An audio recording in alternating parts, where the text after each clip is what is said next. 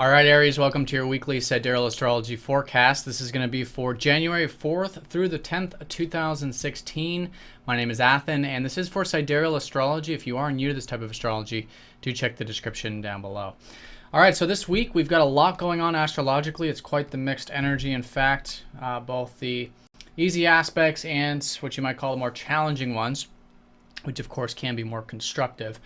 But yeah, as you can see, a lot going on. We do have a lot of retrograde motion. We got Mercury going retrograde here on Tuesday, and then Jupiter going retrograde here on Thursday and Friday. And then a new moon on Saturday to top it off. Okay, and that's going to be in Sagittarius. So a lot going on. And essentially, it all starts to unfold here, astrologically speaking, on Tuesday, when Mercury completely stops and goes retrograde. So this has been a Mercury that's been squaring up to Mars, in fact, too. And this has been perhaps a rethinking in regards to your life path, or at least there will be this week. And maybe there's that pause that you start to feel the early part of the week. So it's a great time for these next few weeks to rethink about where you're headed. This is the same area the new moon's going to be in Sagittarius. It's the ninth house of the life path, where you're headed, your overall worldview, your philosophical outlook on life, and especially on Tuesday, being very patient with it, because Mercury will be squaring up to Mars exact at that time, and pretty much the early part of the week. So this might be a Mars that's very direct about the routine or the health or the diet, the self-improvement, maybe relationships lately, with Mars making his way towards your seventh house, but definitely in regards to those daily spheres. So with Virgo, it's always good to with Mars in Virgo, it's always good to take a step back, take it nice and slow, and anything involving those communications and whatnot, bringing that extra attention to them. Because usually when Mercury goes retrograde, it's a good time to bring that attention so that we don't just go on autopilot, because a lot of times, a lot of the things we're used to with a direct Mercury, we take for granted, and they sort of, they don't work without that extra attention there. And this is specifically for you, Aries, involving your communications, because Mercury rules your third house, and that routine in particular. So maybe redoing those things, communications and routine, maybe correspondence, your health, diet, those kinds of things, which is usually the case when Mercury goes retrograde for you. So also this early part of the week, while that's going on, Venus is squaring up to Neptune. So I think staying very grounded with relationships. It could be dreaming, it could be imaginative. Venus is a benefic, and this is perhaps relationships and values that have been getting deeper lately, with Venus going into your eighth house last week. So it's a great time to enjoy the deeper connections, enjoy the deeper aspects of life, those healthy bonds. And here, this early part, just keep it balanced, bring that extra tension there.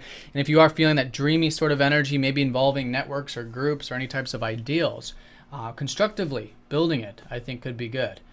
Maybe it deals with relationships, maybe it deals with the financial, material stuff. So a good week to pause and reflect and build on that, versus taking any immediate action, because usually with Neptune, it's more of a time of feeling and intuitively being guided in those particular areas.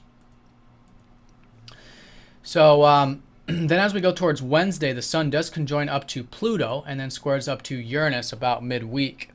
So the key with this one is that Uranus-Pluto square, it's been going on for many years now, past 3 or 4 years, and this has been perhaps a lot of changes with your life path lately, and a lot of this spiritual freedom through spirituality, finding that unique self that is very freeing.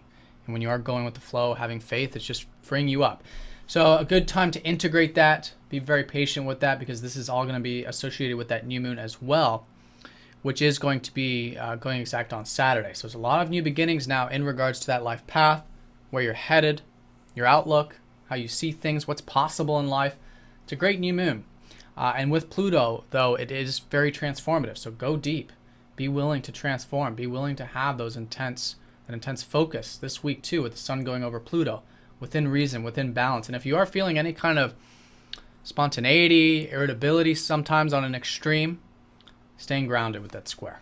Okay, but it can be very freeing. It is a good time for you to build upon that spiritual freedom, as it has been these past few years. So with that, Jupiter is going retrograde here Thursday and Friday.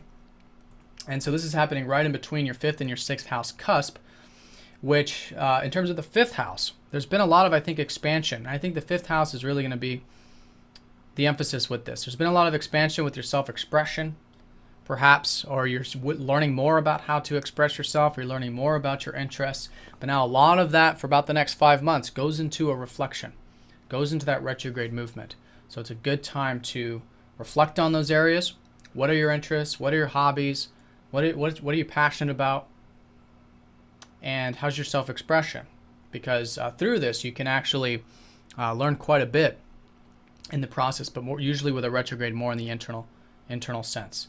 And if you have been seeing a lot of external expansion with Jupiter, now the expansion turns more internally. So it's usually good with the fifth house because it is the bottom of the chart has to do with your own personal interests. So it's a good time to have that more personal reflective nature to it. But things could be shifting there also in terms of maybe reworking or redoing anything maybe you've been involved with creativity, children, romance, playfulness, that kind of fifth house stuff, entrepreneurship perhaps. And this is all going to be a big year for you with that because the North Node is shifting into Leo, and the North Node is going to be going over Jupiter here this later part of the week going into next week. So it's a shift of direction, I feel like, by the end of the week, where things have been expanding on that fifth. Now I think there's a lot of support for you in the next couple of years in regards to that. It's a new life path for you, generally speaking.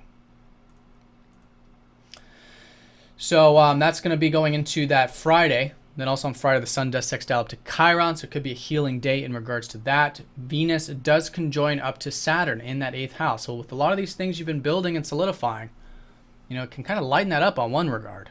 It can really enjoy the patience and the hard work with what's meaningful to you in life, but also in terms of your relationships and in terms of your financial stuff, really bring that, stern, responsible approach there. Venus is, forming a lot of important aspects this week.